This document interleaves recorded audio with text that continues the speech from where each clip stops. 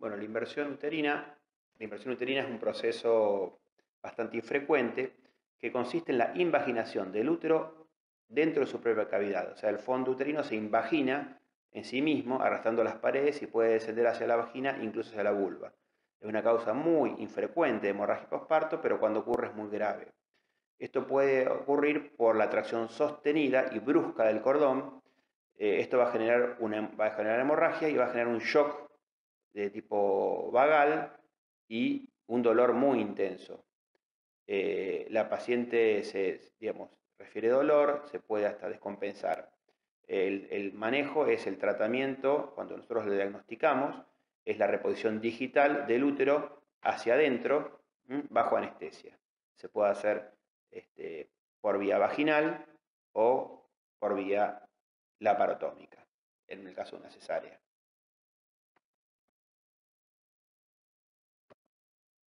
El acretismo placentario es otra entidad. Bueno, podemos decir que normalmente el desarrollo normal de la placenta, la adhesiva basal, va a representar el endometrio modificado por el embarazo. Y es un plano de clivaje entre la placenta y el miometrio.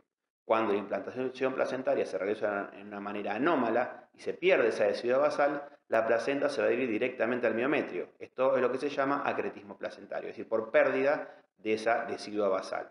Esto se va a manifestar como una retención placentaria en el periodo del alumbramiento. Esto asocia a un significativo aumento de la mortalidad materna. La clasificación la podemos dividir en placenta ácreta, donde las vellosidades coriónicas se encuentran adheridas al miometrio. Esto representa el 80% de los casos. Íncreta, cuando las vellosidades coriónicas invaden el miometrio, representa el 15% de los casos. Percreta, cuando atraviesan el miometrio y llegan a la serosa uterina y pueden invadir órganos vecinos como la vejiga, el recto. Esta es la forma más grave, que ocurre en el 5% de los casos. La afectación puede ser focal, es decir, un solo cotiledón, parcial o total, abarcar toda la placenta, y puede afectar el cuerpo uterino o el segmento uterino inferior. Este es un dibujo, un gráfico. Fíjense, la placenta ácreta se adhiere al miometrio, íncreta penetra el miometrio, percreta atraviesa el miometrio y llega a la serosa. Los dos dibujos. Los factores de riesgo tienen que ver con la edad avanzada, la multiparidad, antecedentes de extracción manual de la placenta, antecedentes de legrado, antecedentes de endometritis, antecedentes de síndrome de Asherman, antecedentes de un mioma submucoso.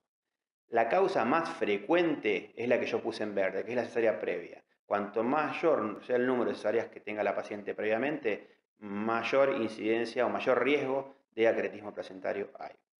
En todos los casos donde hay daño endotelial con una mala desidualización del endometrio o con una incorrecta o anormal adherencia de la placenta al útero, puede ocurrir el acretismo placentario. Clínicamente, durante el embarazo, raramente genitorragia, y en algunas ocasiones se asocia a ruptura uterina. Esto realmente no lo he visto nunca. Generalmente el problema ocurre en el alumbramiento, cuando ante la imposibilidad de extraer la placenta en forma espontánea, requiriendo un alumbramiento manual, notando la obstetra al intentar la extracción placentaria, ausencia un verdadero plano de clivaje entre la placenta y la uterina, generando un sangrado importante que puede comprometer la hemodinamia de la paciente. ¿Cuáles son las complicaciones del acretismo? La hemorragia grave, que genera un shock hipovolémico, la ruptura uterina, la invasión de órganos vecinos como vejiga, uréter, recto. Hay una asociación entre el acretismo placentario y la coagulación intramuscular diseminada, puede asociarse a un síndrome de distrés respiratorio agudo del adulto, necrosis tubular aguda con shock hipovolémico y la necesidad de histerectomía. La mortalidad es alta, es de un 10%. El diagnóstico durante el embarazo es difícil. Es importante la sospecha clínica por los antecedentes que habíamos hablado. En aquellas pacientes que tienen varias áreas anteriores, o cuando la placenta se inserta, en mujeres que han tenido cesáreas, por ejemplo, se inserta en forma anterior y es baja, hay altas chances de que tengamos un acretismo placentario. Generalmente el diagnóstico es clínico durante el intento de alumbramiento. La ecografía ginecológica intravaginal puede mostrar algunos signos, como la ausencia o obliteración del espacio hipoecoico subplacentario, una disrupción focal de la serosa uterina o la presencia de lagunas intraplacentarias. Cuando a la ecografía se le agrega Doppler, vamos a ver una alta velocidad y turbulencia en los vasos placentarios, y es muy frecuente, digamos, ante estos hallazgos, ecográficos, solicitar una resonancia magnética nuclear. La resonancia magnética permite evaluar el percretismo. El diagnóstico definitivo es la anatomía patológica de la placenta, o sea, cuando uno tiene que ingresar, operar, a veces termina con una histerectomía y esa pieza se manda a anatomía patológica, el patólogo es el que permite ver por el microscopio la invasión de las vallas coriónicas en el miometrio, que hace el diagnóstico definitivo del acretismo placentario. Acá vamos a ver algunas imágenes en ecografía, la presencia de lagos placentarios, la pérdida del espacio retroplacentario, hay una pérdida de la interfaz entre el miometrio y la vejiga. Van a ver del lado derecho y abajo la gran vascularización a la ecografía con Doppler, la presencia de esas lagunas placentarias. Y también pueden visualizar en esta resonancia magnética cómo se pierde, acá van a ver las lagunas y cómo se pierde la fase, cómo se ve el miometrio penetrado por la placenta en la resonancia magnética. El tratamiento clásico es la histerectomía. El manejo conservador consiste en ligar el cordón, dejar la placenta in situ a la espera de que se reabsorba. Otra opción es hacer la exéresis de la mayor parte de la placenta, seguido de un legrado uterino y posteriormente agregar oxitóxicos y antibióticos. Otra opción en los casos leves es administrar metotrexato sistémico, como se hace en el manejo del embarazo ectópico tubario cuando no está complicado. Y también es importante contar con el servicio de hemodinamia, una paciente donde ya tenemos previamente el diagnóstico, donde se puede hacer la embolización angiográfica por un equipo de hemodinamia o ligadura selectiva de las arterias hipogástricas.